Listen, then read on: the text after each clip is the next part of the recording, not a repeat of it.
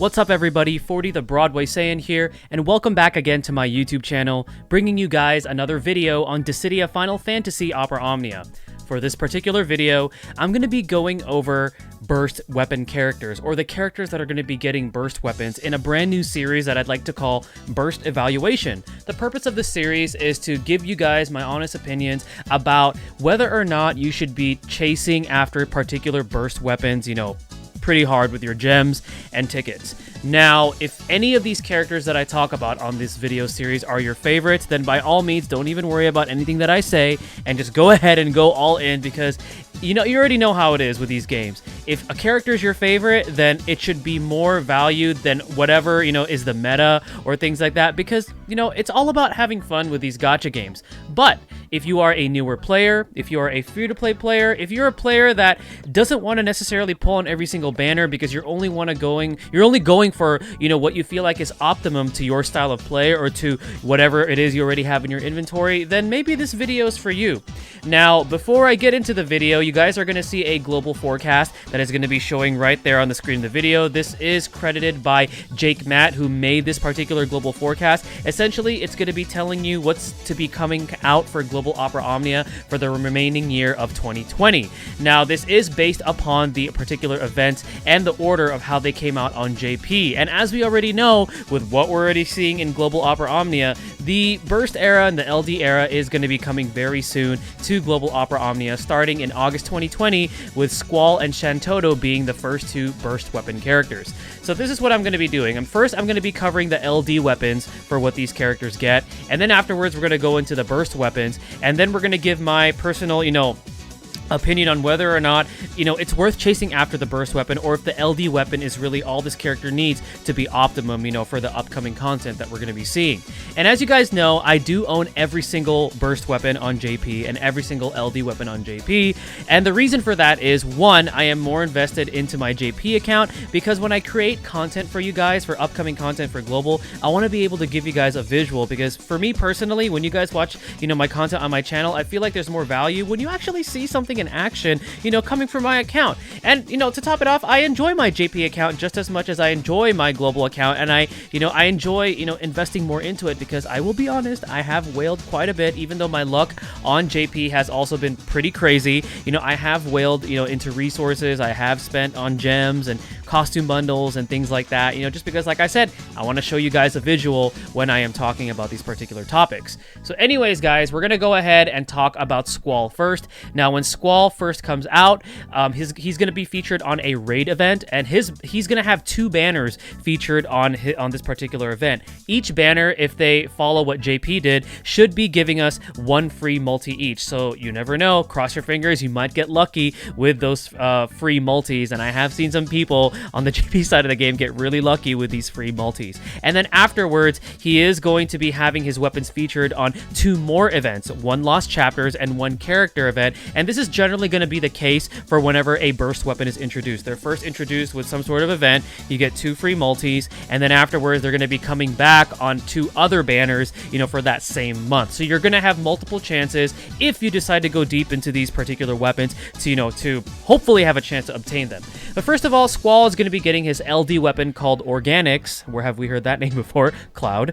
So Organics is going to be giving him his Rough Divide ability, which is named after his ability in Final Fantasy VIII. So Rough Divide is an 8-hit AoE melee brave attack plus single target HP attack with a moderate brave damage increase when attacking a single target, with a 180% brave overflow, dealing 80% HP splash damage to non-targets, granting him a buff called Solitary Lion, for 5 turns, and also granting him one stack of a special effect, or essentially a special icon called Roaring Hammer for 8 turns, with the maximum stacks at 3. And what Roaring Hammer does is, while it's active, it's going to be raising SQUALL's attack and brave overflow based on the number of stacks, and the stack count does not decrease upon expiration.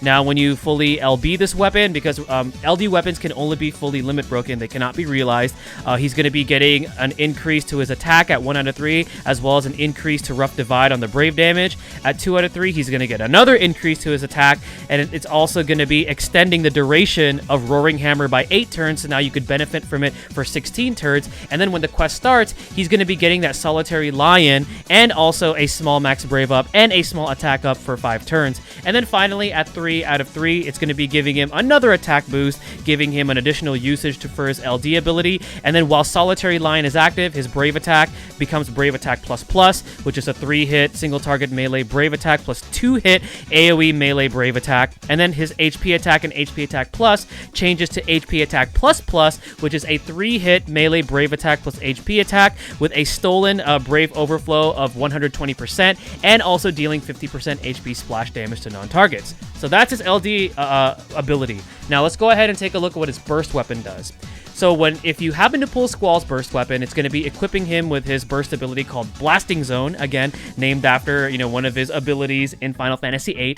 Blasting Zone being a 15-hit AoE melee Brave attack plus AoE HP attack, which also moderately raises the Brave damage when dealing with a single target. This time, the HP damage is split equally if there are multiple enemies. It's going to be increasing the maximum Brave damage limit by 20%, or in other words, the Brave damage cap, and also increasing the HP damage limit, or the HP damage cap, by 100%. And then afterwards, you're going to be getting a party-wide burst effect for 4 turns that moderately raises the HP damage dealt on main targets by abilities that have HP splash damage. So Squall applies this particular burst effect to the party. So overall, what are my thoughts on Squall's burst weapon? I'm going to be honest with you. What is Squall's role?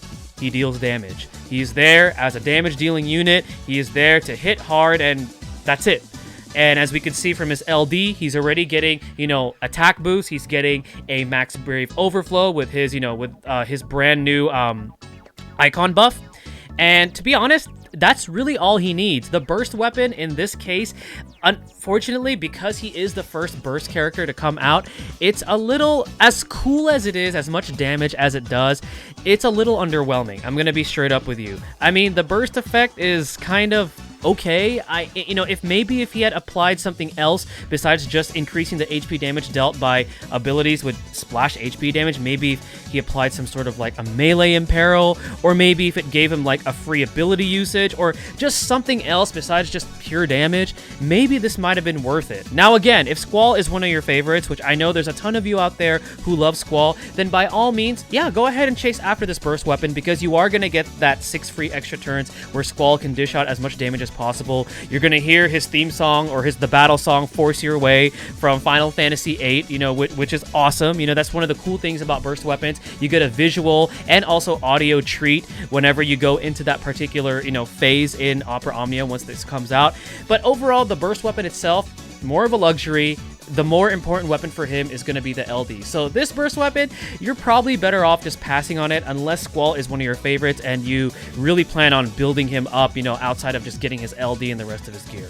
Now we're going to go ahead and move on to the second burst character that we're going to be seeing in Global Opera Omnia, which is going to be one of my favorites, Shantotto. Now I'm going to try to be as unbiased as possible despite her being my favorite, but her LD weapon is going to be equipping her with the LD ability called Salvation Scythe. Now what this is an 8-hit Dark AoE Magic Brave attack plus an AoE HP attack, again moderately raising the Brave damage dealt when attacking a single target. We're kind of seeing a theme here, with a stolen Brave overflow of up to 180% max Brave, dealing full HP damage to all targets, so 100% AoE HP damage, and inflicting a debuff called Curse of Destruction on the target for 1 turn. It also grants her Rage mode for 6 turns, and then for 4 turns after usage, her HP attack, HP attack plus, HP attack plus, and HP attack plus, mouthful, becomes Rage HP attack. And then what this new debuff does, it only lasts for 1 turn, but Curse of Destruction lowers defense by 100%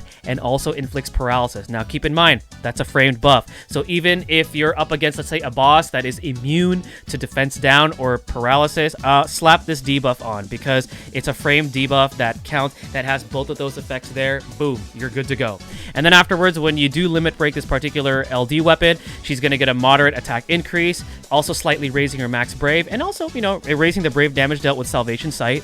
2 out of 3, another moderate attack increase, another slight max brave increase. It's also going to be extending the maximum duration of her rage mode to 10 turns this time rather than just 6. And then when you use Salvation Scythe, it extends rage mode this time by 4 turns, and also extends the availability of her rage HP attack by 4 turns. And then her brave attack becomes brave attack plus, and then her HP attack becomes HP attack plus. And then when rage mode is active, her brave attack plus now becomes brave attack plus plus, and her HP attack plus becomes HP attack plus plus. And then while rage mode and peerless power are active, her brave attack plus plus becomes brave attack plus plus plus. So many pluses added here, which is a 4-hit wind magic brave attack, extending the duration of rage by 10 turns, limited up to 10 turns. And then her HP attack plus plus becomes its plus plus plus variant, raising the brave based on max brave before she actually attacks. And then she delivers a 2-hit wind magic brave attack plus HP attack with a 120% brave overflow,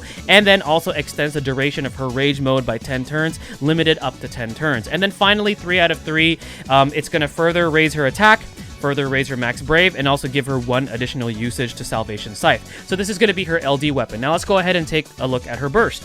So her burst weapon, I'm not even going to try to pronounce it because I don't know how to say that. You guys can tell me how to pronounce this burst ability, but what it is a 12-hit dark AoE magic brave attack plus single target HP attack, moderately raising the brave damage dealt when attacking a single target, dealing 50% HP splash damage to non-targets, increasing the maximum brave damage limit or brave damage cap by 50%, and also increasing the maximum HP damage limit by 80%. Now, the burst effect is also party-wide. It lasts for 5 turns, and what this does is it tremendously raises elemental weakness damage, also gives the party a maximum brave damage limit increase of 20%, and also moderately raises the max brave overflow limit of stolen brave. Keep in mind though, burst effects of the same character do not stack. So let's say you're playing co-op and there's 2 Shantottos with 2 burst abilities, 2 burst weapons. If they both use their burst, you're only going to benefit from 1. They do not stack. So what are my thoughts on this burst weapon? Does Shantotto need this? Is this worth chasing when this first comes out? Again, just like Squall, while I will say that Shantotto's burst effect is actually better than Squall's, it gives the party a little bit more utility and is a little bit more desirable with that effect in its, in sense. I'm going to say for the same thing like with Squall, it's probably another, you might want to tread lightly on this one as well. Maybe not go too hard on this one because the LD weapon itself is where she's already going to be shining because she gets that framed buff while it only lasts for 1 turn, 100% defense reduction, and as well as that paralysis in a framed buff is just an extremely, extremely powerful effect. And then she's also increasing her attack after every single limit break. So 3 out of 3, she's going to be getting, astronomical amount of attack and brave overflow, or max brave, I mean, which is great, And then to top it off, she already has an imperil mechanic whenever she uses her Divine Malice and EX. So she's already dropping the elemental weakness. So yeah, while the burst effect improves that for everybody, again, this one is a little bit more of a luxury. So unless Shantotto is one of your favorites, which she is my favorite, so I'm definitely going to be going deep for this weapon, this is probably another EX weapon, burst weapon, that you might want to tread lightly on. A little bit better than Squall's, but not necessarily needed. She can definitely function, pretty well just with her LD weapon. So a question that I know I'm going to be getting that corresponds to these particular 2 burst weapons is, hey Broadway, do you think we're going to get the rerun events that JP got where they actually brought back these burst weapons? My answer to that is, I'll be honest with you, I don't think so, because the circumstances of the rerun events coming out on JP was because of the worldwide crisis that we're currently going through right now. Because they were not able to get out the new content right away, they had to delay it, so they gave players a chance to go through some rerun content, and then they did bring back these banners. So because those particular reruns were not necessarily planned, I honestly don't think that Global is going to get those, but then again, you never know. They might have another way of bringing them back for Global, maybe not exactly the way they did it with JP, but as far as the rerun events go, just because of the circumstances, of what was happening, I don't think we're going to see them coming out on Global Opera Omnia. So anyways, guys, that is going to be my very first video on burst evaluations, talking about SQUALL and Shantotto. I will be trying to release this series, you know, periodically, you know, when the time, you know, as time goes by, because I am going to be going through the rest of the burst weapons that we are forecasted to be getting in Global Opera Omnia for the rest of 2020. If you guys have any feedback on this particular series or how I can improve it, please let me know in the comment section below. Again, thank you guys again for all the support. Thank you guys again for watching this video. This is 40 the Broadway Saiyan signing out. Mahal, everyone.